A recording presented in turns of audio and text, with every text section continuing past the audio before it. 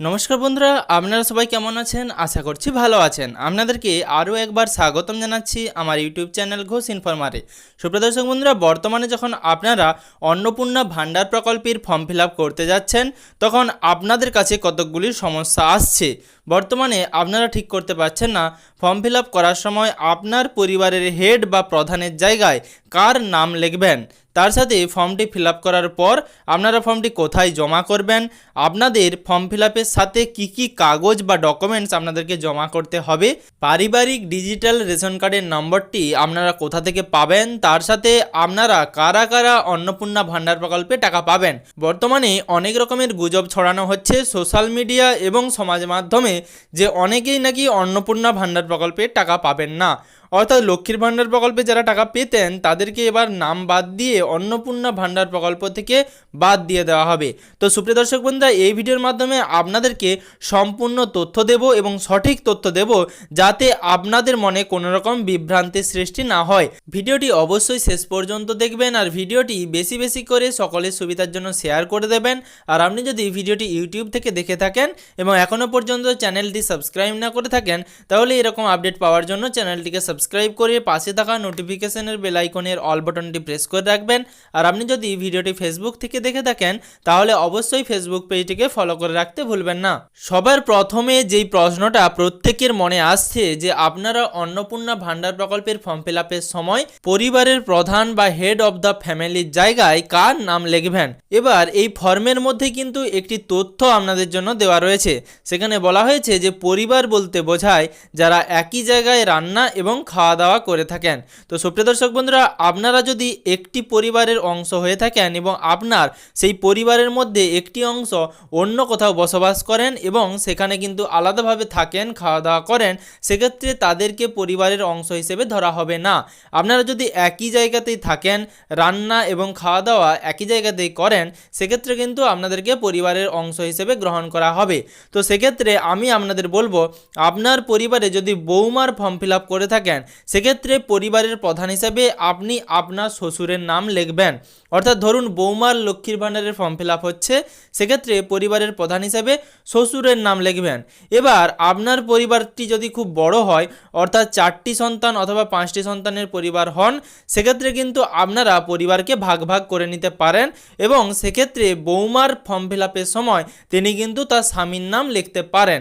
কিন্তু যদি পরিবারটি ছোট হয়, সেক্ষেত্রে কিন্তু বৌমার ফর্ম ফিল আপের ক্ষেত্রে তিনি পরিবারের প্রধান হিসেবে শ্বশুরের নাম লিখবেন।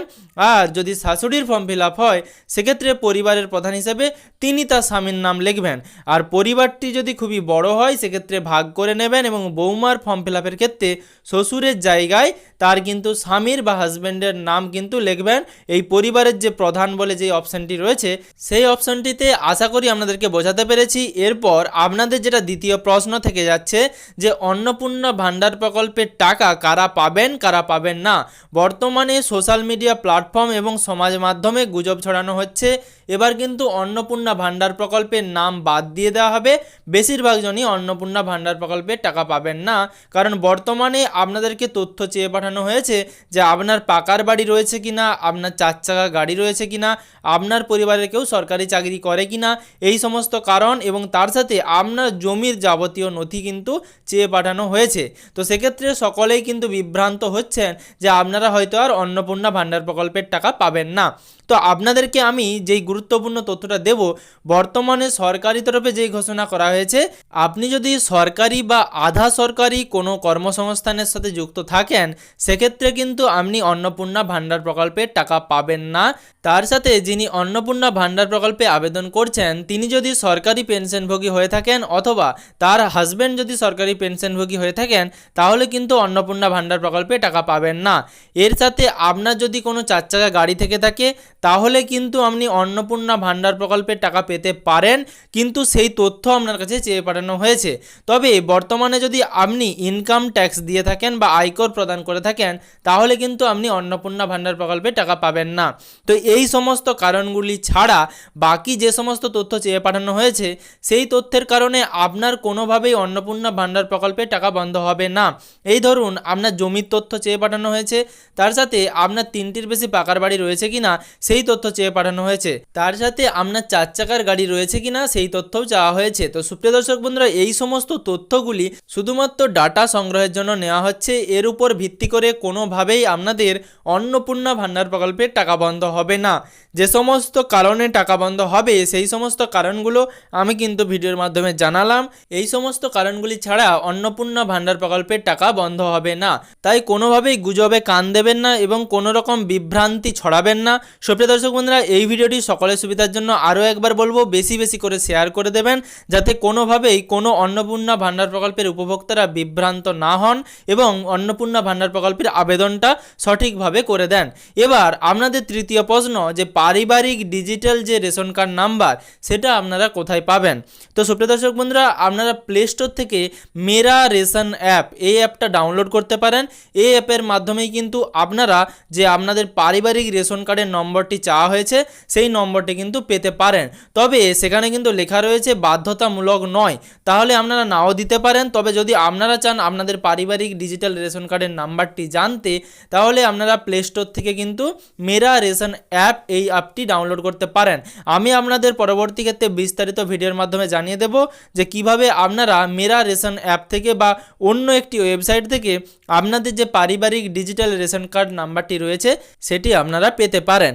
এবার সুপ্রিয় দর্শক বন্ধুরা, আপনাদেরকে জানালাম যে অন্নপূর্ণা ভাণ্ডার প্রকল্পে কারা কারা টাকা পাবেন, কারা টাকা পাবেন না, তার সাথে আপনাদের প্রধান বা পরিবারের হেড কে হবে, তার সাথে আপনারা কিভাবে আপনাদের ডিজিটাল রেশন কার্ড নাম্বারটি পাবেন।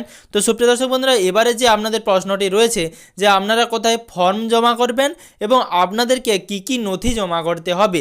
এই অন্নপূর্ণা ভাণ্ডার প্রকল্পের ফর্ম ফিল আপের সময় আপনাদেরকে যে সমস্ত নথিগুলো আপনার কাছে রাখতে হবে তার মধ্যে পড়ছে আপনার ব্যাংকের পাসবুক, তার সাথে আপনার পরিবারের যে সমস্ত সদস্যের ডিটেলস আপনারা দেবেন তাদেরও সমস্ত ব্যাংকের পাসবুক, তার সাথে আপনার রেশন কার্ড নম্বর এবং রেশন কার্ডের যে আইডিগুলো রয়েছে সেই আইডিগুলো আপনার কাছে থাকতে হবে, তার সাথে আপনার আধার নম্বর, আপনার এপিক নম্বর এবং আপনার পরিবারের এপিক নম্বর, অর্থাৎ আপনার পরিবারের যত সমস্ত সদস্যের আপনারা নাম দিলেন ফর্ম ফিল আপের সময়, সেই ফর্ম ফিল আপের সময় দেওয়া নামগুলির প্রত্যেকেরই কিন্তু এপিক নম্বর বা ভোটার কার্ড কিন্তু আপনাদের কাছে থাকতে হবে। তার সাথে আপনার পরিবারের সমস্ত জমির কিন্তু ডিটেলস বা তথ্য কিন্তু দিতে হবে। সেক্ষেত্রে আপনার যা পর্চা রয়েছে, অর্থাৎ বর্তমানে আপনাদের যে সমস্ত জমিগুলি রয়েছে সেই সমস্ত জমির পর্চাও কিন্তু আপনাদের কাছে রেডি রাখতে হবে।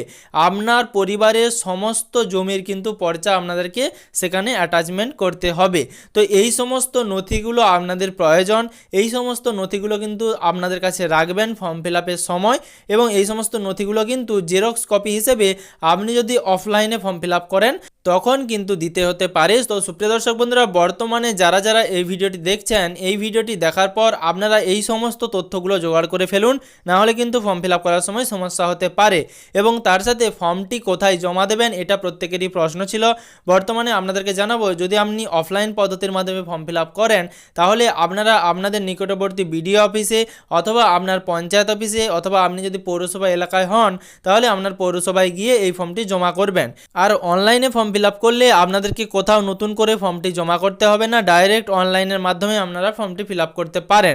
সুপ্রিয় দর্শক বন্ধুরা, এই ভিডিওর মাধ্যমে আপনাদের যা বিভ্রান্তি ছিল এবং আপনাদের মনে যে সমস্ত প্রশ্নগুলো ছিল অন্নপূর্ণা ভাণ্ডার প্রকল্পের ফর্ম ফিল আপ করা নিয়ে, আপনাদের সে সমস্ত সমস্যার সমাধান করার চেষ্টা করলাম। ভিডিওটি আপনার উপকারে এসে থাকলে ভিডিওটিতে একটি লাইক করে দেবেন। তার সাথে ভিডিওটি যদি আপনি ইউটিউব থেকে দেখে থাকেন তাহলে অবশ্যই চ্যানেলটিকে সাবস্ক্রাইব করে পাশে থাকা নোটিফিকেশনের বেল আইকনের অল বাটনটি প্রেস করে রাখবেন।